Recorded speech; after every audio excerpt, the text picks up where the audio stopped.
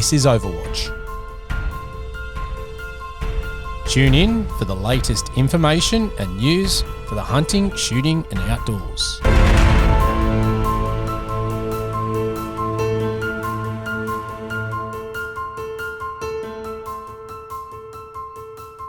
All right, elections are looming, and I thought I'd get someone back on who probably has a bit more of an understanding than I do. So, Patrick from Shooters Union, mate, thank you for coming back on to have a bit of a chat about the upcoming elections, how important they are, and some things to consider. How you been, mate? Been very well, mate, and I really appreciate you reaching out and letting me come back on to have a chat to the team here about what's going on. Look, I appreciate your time. It's one of those things, politics can be a bit of a dry subject and a lot of people don't like to talk about it or invest in it. However, it impacts so much of our daily life. And I think you need to be aware because your vote does count and you can make it count in more, I guess, in better ways, I would say. And that's something that we need to be mindful of. So, mate, with them coming up, what are we talking here? Well, Matt, 14th of September is the council elections for New South Wales, and I think it's important to say that council elections are a primer to how the elections like the state and the federal are going to roll. The major parties will look at these elections and look at the results in the areas and kind of plan how they're going to take things on at the other levels of government. So it's all intertwined and it's all very important. So whilst we may not think local government elections are a big deal, I think they definitely are, and they're a primer. And I think for the listeners here, it's really not a flex to be uninterested in politics, because in a community like ours that is so under attack, and we're such a minority community, we all need to be aware of who supports us, who doesn't, and understand the layers of government that impact what we do and the things that might affect us in the future if we're a bit lazy with our vote. And as you said, our voice does count. It just needs to be used correctly and appropriately. And that's a tricky one when people are not sure who to vote for. And I've had people reach out before, which is a great thing, asking, I've got not much interest, but I don't want to see my way of life go down the drain. And it's important to go, I really respect when someone does that and go, hey, not my thing, but I'm glad, can you get someone on that knows a bit more so we can talk about it and hopefully steer us in the right direction so that their vote counts for the greater good, essentially. So, mate, I'm definitely not an expert and I won't ever claim to be in this area. And I'm not a political analyst and I don't sit there reading the paper every day trying to work out what they're doing. But I think, like most people, I have a little bit of an understanding of the relevance of this. And naturally, with my advocacy stuff with Shooters Union, I've tried to kind of educate myself and those around me on who is important and what they're all doing, because every little party has a stance on hunting, on public land use, etc. A lot of them align. And some of the big ones definitely don't align to us. So it's definitely important to think about. And, I myself ask others for their opinions. That's the main thing I would like to say today. Like, I'm giving you an opinion based off what the New South Wales board has kind of come up with a consensus agreement on who we think is probably the people. But at the end of the day, people do need to do their own research and do need to have a look. And especially when it comes to, the independents. Not all independents are equal. All the independents have their own affiliations with their own beliefs, and that's generally why they're independents. They don't toe a party line. So it's definitely something that whilst I can sort of guide people on who we think probably looks after the values of most hunters, shooters, fishers, etc., our community. I think at the end of the day, whilst I might give a list at the end of the podcast, I'd still suggest people have to kind of double check who's in their own areas, because with council elections, there's so many people.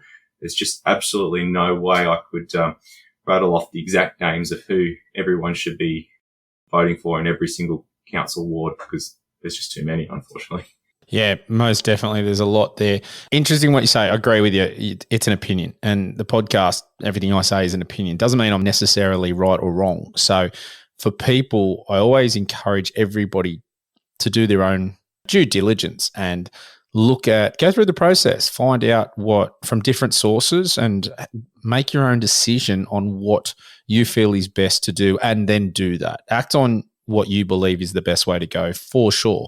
This is just another conversation between us of what we think, but hey, I could have different views to you in different ways, and we might get through that. Who knows? So let's talk about some of these things that are going to impact. You mentioned independents there. They sometimes scare me a little because, with a major party or a party and someone with that party, you at least know sort of where the party stands, and it's very unlikely they're going to go against the party lines. So, a perfect example, you've got someone from the AJP, you know where they're going to stand for hunting, as an example. With an independent, or, generally they're calling them teals now, it gets a bit trickier because they don't have any allegiances, and depending on the person, they could chop and change. It may be even their stances from month to month. You just don't know. So it's a really interesting one when you sit there and think about that too, which is a new sort of mix, isn't it? Absolutely. The independents, like some of the people we deal with in the New South Wales Parliament at the state level, who are independents, are some of our greatest advocates. They're excellent. We understand who they are, where they come from, and their backgrounds. But not all independents, as I said, are equal. And they're given the teal colour for a reason, right? There's generally a shade of green inside that teal. So whilst, they don't have to toe a party line, they are very powerful because they don't have to toe a party line. They can shift their views very easily. It works for us sometimes. It doesn't work for us at other times. So whilst you might get, for example, a former teacher, doctor, etc., who's an independent teal who is trying to represent their community as best as they can, as what they see as the community, you'll get potentially great results out of those particular people. But then you also have the individual that was quite disgruntled at their party, maybe even requested to move on from their party, who sits in the independent camp. And as a result of sitting in that independent camp, they can be a bit of a loose cannon or a law unto themselves, and you just don't know. So understanding where they come from, their past history, especially if they have been independent before, maybe looking up their name, what they've supported in the past, what they haven't supported. The beautiful thing about the internet and open source web searches is that, you can type in someone's name and you'll find generally a fair bit of information about a person and their history. Specifically in politics, everything they do is generally on record. They can't really hide from it, especially at that local and state level. They don't deal with particular portfolios that need to be caveated as, with sensitive security classifications. So generally what they talk about and what they agree to and don't agree to is open.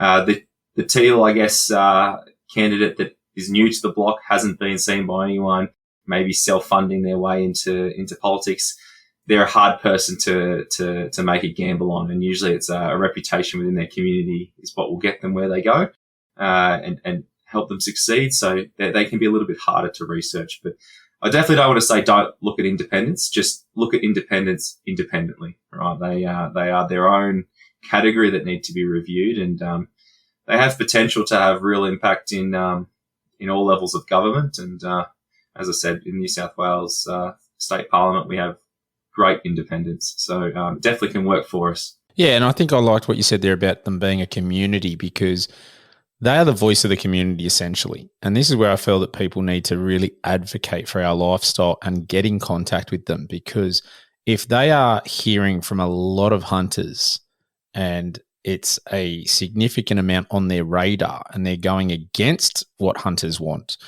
that isn't generally what they're going to do, because they want to get re-elected. It's a numbers game. That's all politics is. It's a numbers game. Popularity contest. So sometimes that gives us greater power, and because they don't necessarily have to toe a party line, they might get on board because they know there's a larger number of people who are invested in that ideology, and that's where they're going to go from in best interests of their constituents. So I'm with you. Independents, they can be a bit of a grey area, not sure where they're going to lie, and especially if there's not information there, but they can also be someone that doesn't have to, consolidate. And I've talked about it before. The Liberal candidate here where I live, I messaged him about and had a long conversation with him about a variety of issues with firearms, and he was honest. He just said, listen, the party lines are this, it's probably not going to be something I can do much about because of where the party stands. Now, an independent might not necessarily have that same viewpoint. Absolutely. The independents, and specifically some of the smaller parties who are definitely trying to look for votes, might have more broader policies on some of these areas. A perfect example would be, say, One Nation Party and the Libertarian Party. They have more open policies on things. They don't necessarily all out support some of the things that we like, but they also don't necessarily close it off because they are looking for votes. And the only way they're going to get votes is by tailoring themselves to who they think is going to vote for them. And, that's capturing multiple communities, be that firearms users, just general bush users. And, that some of these smaller parties definitely will try and target individuals who might be disgruntled in how government has looked after them in the past. For example, how other parties have managed cost of living crises, etc. So definitely that your big parties hold on to a party line, and they can be a bit hard to move. It's not to say that a big party won't move, though. That's something that I'd like to say. Some of these parties, and I'm pretty sure I said on their last podcast, had very strong views on particular things. For example, 20 years ago, 30 years ago, same-sex marriage, all parties were very against that. But population's opinion on it all changed. Community changed their opinions, and as a result, we saw parties change their opinions. So the parties will shift as a result of public perception.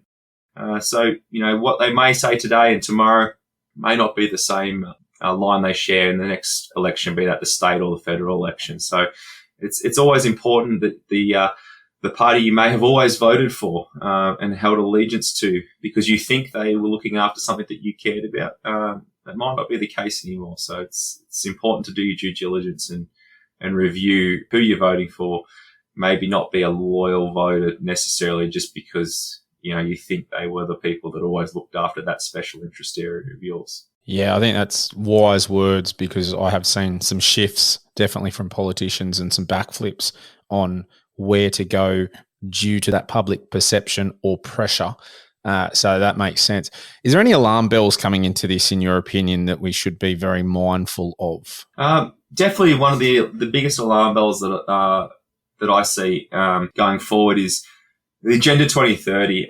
It's not a hidden thing. It initially started off with something that people thought about was aligned to conspiracies. It's all over the UN. It's all over the most party politics and all of the policy. Sorry, and it's definitely aligned itself to a lot of the future planning that we're trying to see.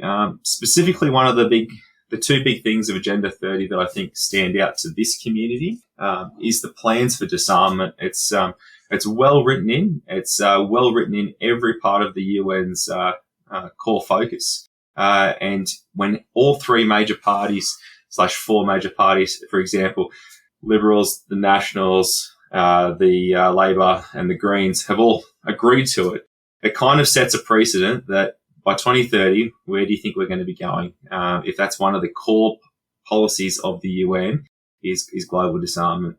So the problem is with the policies that you'll read on the UN's website is they're very broad, and they're broad for a reason. Right? They don't specifically say we're going to target these little things and those little things because that would be quite alarming, right? It'd be in your face. By being broad and open, it leaves things up to a lot of interpretation. So that's definitely one of those things that I think people should be a little bit concerned about, is that the major parties have all very much aligned to that, and it can be very easily seen through reviewing future planning strategies by all levels of government. The other thing that I think needs to be brought up is the talk of 15-minute cities. Or the 15-minute neighborhoods. It's everywhere. You can just type in on Google and you'll get a range of documents from state and local government planning documents just talking about the amazing nature of these hubs, all the way through to a conspiracy side, their belief of what's going to go on with those cities. Just for people who aren't aware of what they would be, The idea is it is a high density living area where within 15 minutes of your location, without the need for conventional transport as we know it, you would be able to access healthcare, schools, shopping districts, and basic recreation. You wouldn't need a car. You'd have alternate transport options. The idea would be you'd be able to walk everywhere you go and be serviced within your little community. I'd like to draw people back to a time between around 2020 and 2022 where we had these amazing times called lockdowns where you were stuck in your own LGA. You had a car during that period of time when you were stuck within your LGA. Now let's take away that car and put you in your LGA again. It wasn't a very enjoyable time, and I don't think it really works for our lifestyle, because one of the things we definitely need is a vehicle, because you can't just jump on a train with a rifle, head out bush, come back with an animal still in your pack and sustain this lifestyle. It just won't happen. So 15-minute cities is definitely a big concerning factor for us. I think it'd be a concerning thing for nearly every single hunter, fisher, and generally firearms owner as a whole. And it's well written in the future planning. You can just type it in and you'll find multiple government websites talking about it. And as I said, the major parties have all signed up and agreed to it, whether that just be because it's a potential solution to housing crisis that we're currently going through, or whether there's bigger things at play. It resembles too much of of communist China environment, and I don't think many people in this community overly would appreciate that type of environment. So, as I said, with council elections being a precursor, like a primer to how other elections will potentially roll, it's important that we consider our vote now and kind of make a bit of a stance for how we think government should be looking like in the future. It's a tricky one because some of these things that get labelled as conspiracy theories sort of come around to become reality. And, if you're following the US, you see that quite a bit these days. Once upon a time, if you believed in UFOs, it was all a big conspiracy theory. Then it's been changed to UAPs, and I think they're now calling it UIP or something even more, because more and more data, video evidence is coming out to the point that they're saying, yep, we are out there with this. We know they're there. We don't know what they are. Now, once upon a time, it was these people are, crazy loons that are talking about UFOs, et cetera, et cetera. So it sometimes most definitely could be a conspiracy theory, but there's other times where there's a little bit of underlying truth behind everything. So it is something to keep in the back of your mind when you're thinking about that, because I know, look, I hated lockdowns. It was not some nice time. I am not from the bush. I could understand if I was out in the bush going, I'm within traveling distance to go and hunt or go fishing potentially. I'm not. So for me, that's something I definitely wouldn't be interested in going forward. And I think that would be a pretty crappy lifestyle choice for most. All right. So I think the bigger question is, where are your thoughts on who we're voting for, or who are potentially the best fits for people who enjoy what we do? So, Matt, the parties that the New South Wales board has kind of made a consensus on of who we think will definitely be the most supportive, and who we've definitely found has supported us in what we've been doing in the last 12 months mainly, are the ones that we're going to generally broadly suggest. I can't say independents in that, because, individuals need to look at the independence of their area and find out where they plug in, because they might be the first choice, they might be the last choice, depending. I think one of the big parties that we're definitely looking to capitalise on and suggest people to look at is the Libertarian Party, formerly the Liberal Democrats. They have by far been one of the greatest supporters of us. They've helped us start our online e-petition into looking into national parks usage. They're willing to have conversations with us at all times. We've helped guide their policy on things like firearms and hunting, fishing, etc. And we think for the average person that's listening to definitely this podcast, they're probably the group that aligns most with all of us. So the Libertarian Party would have to be our first number one. And the other factor is they've got a lot of people going for council positions. They're very saturated, especially in areas such as the west, the southwest of Sydney, those areas that have maybe been a little bit pushed around by government and impacted most by government with cost of living crisis, impacts by COVID, etc. They're definitely putting a lot of effort into those areas. So, and all those people who are sitting or attempting to sit in the council are all people who are from the community. So none of these people are lifelong politicians or have tried to become a lifelong politician. They're definitely community members. So we like the Libertarian Party. Close second would have to be One Nation. One Nation is definitely, especially in New South Wales, been quite supportive of us. They're not generally firearms users as a general rule, but they are not against firearms use, shooting and competition. They agree with some of the current laws and wouldn't mind seeing a few of the other current laws change. So overall, as a general rule, One Nation has been pretty good. Naturally, with the name Shooters, Farmers, Fishers Party, they're not in a lot of areas, which is why they're kind of coming in as number third for us. Where they are coming in, we suggest people would vote for them. But unfortunately, we're not going to see too many Shooters, Farmers, Fishers in Sydney and those surrounding areas. Mainly, they'll be a regional option.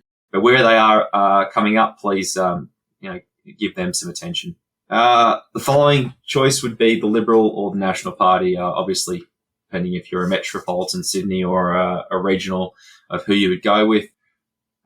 Liberals, Nationals are generally in the middle on most things firearms. They have a party line. The Nationals is probably a little bit more open, their party line on firearms use and hunting, etc., being that they tend to try and support the bush. But, we've got to consider the fact that 1996, John Howard was the one who brought in the laws and he was in the Liberal Party. So they do have a stance on firearms. Probably more than likely would be looking at a party that would just leave things how they are. You wouldn't see any advancements. You probably wouldn't see too much in regards to things going backwards. Naturally, Labor follows just some of the general policies they've got specifically around, the Agenda 2030, the smart cities. Some of their other policies don't tend to align too well with our community, and they've definitely not helped with opening up access. We initially had hopes that we would be able to make more discussions on national parks access and Crown land access with the Labor government coming in, and that hasn't occurred at all. They've kind of stalled most of those discussions, and so we kind of think that as a result of them not having any desire to discuss that with us, that we probably shouldn't be putting our hand up to support them going forward. Naturally, coming up to the end, Greens fall pretty low. We know they don't support our lifestyle. They don't support our access to the bush. So, naturally they fit pretty far at the bottom. And obviously the Animal Justice Party, they just definitely don't align with us as much as we would like them to. As I'd said before, I believe I said on the last podcast, the individuals aren't bad people. They've got an ideology and a party line, and I have a moderate amount of respect that they actually are willing to stand up and fight for what they believe. But it isn't aligned with what we would need to have our recreation continue. So naturally, they sit at the bottom of our list. And again, independents, they fit where they fit, but that'll be up to the individual to assess where they feel they fit. I think that is pretty well where I stand on most of it too. So I'm not going to contradict anything that you just said because I feel pretty damn similar in everything you just went through. Again, do your own research. If you're out there listening, unsure, you've got to check it out. It is really important. And I think the more I see the way the political atmosphere is going, the more important it is for us to vote. And take notice of what we're voting for. I think it gets more important every single time elections come up now that I'm more aware of things. And I don't think I would have been having these conversations 10 years ago and going, this is more important now than it ever has been. And if you're sitting there thinking, is it not? Well, just look at everything that we're losing. Look at the grounds we're losing on everything that we do.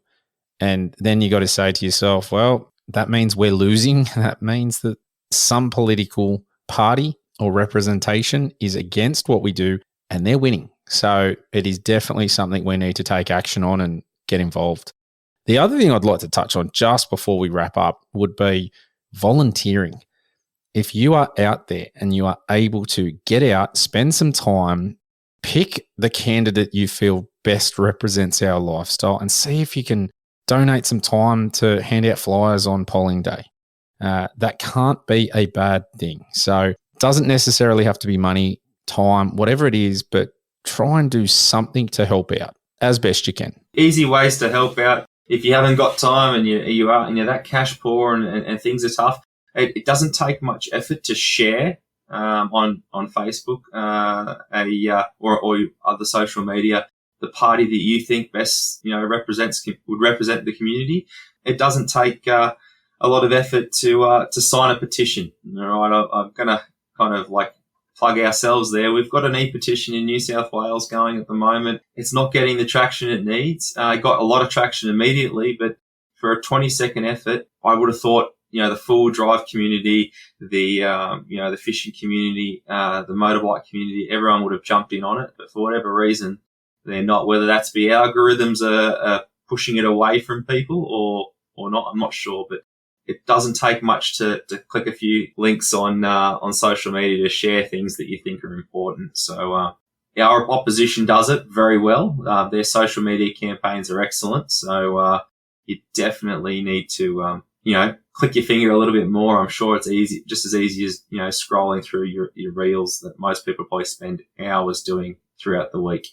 The other thing I just want to really, bring up is it's really important not to attack politicians that may have an alternate view on us.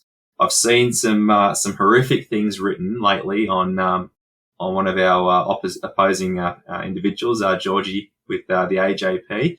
Don't get me wrong, I disagree with her opinion, and I am happy for to argue with her. But there's nothing wrong with having a genuine argument with an individual, but it needs to be respectful.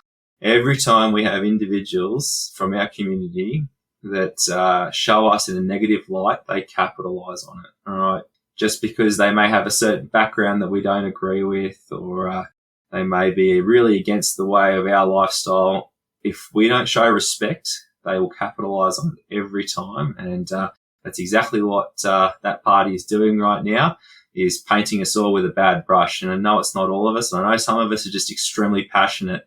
Take a second, pause, think about what you're saying, think about how it looks to others, think about how it looks to the unconverted, because we don't need to convert each other. We're already animals for this. We love it. This is our lifestyle. This is the only way we'll go forward. We need to recruit more people, and the person on the fence is going to align with the person that they think is most professionally carrying themselves, not the yobbo. All right. So I'd say just please think before you attack politicians, because it might even have other impacts on the rest of your life. Because remember, what you write, other people can see. So please, especially going into this time, don't be very aggressive on your attacks on politicians. It just doesn't look good.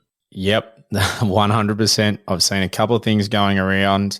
I get people are passionate. I don't think we need to do the name calling and all that, because as you said, if I'm someone neutral and I'm looking at the comments and the swearing, the yelling, the calling names, it's something that turns off generic people. And, I keep talking about the scroll on effect. There are going to be plenty of people that disagree with your opinion, what you say, etc. That happens to me all the time. Don't bother. Ignore, move on. You're not going to win a social media battle. You're not going to change people's minds sometimes. Conduct yourself in a manner where if someone else is looking from the outside that has no opinion on either, which way are they going to then lean towards? We need more people doing that in the hunting community to make ourselves look like the good people that we are. I think that's a perfect way to wrap it up. Mate, I really appreciate you coming onto the podcast again and giving us a bit of information. I know it's a crazy time and you're very, very busy, so I appreciate you giving us the thoughts of the New South Wales committee. So, mate, thank you very much again. And listeners, bye for now. If you have a topic, guest, question, or any gear that you want to hear about on the podcast, shoot us an email. AustralianHuntingandBeyond@gmail.com. Alternatively, find us on Facebook, Instagram and Twitter. All the links are in the show notes. If you haven't already, make sure you give us a review and subscribe to our podcast on whatever platform you're listening on. Thanks for joining us, and we'll catch you next time.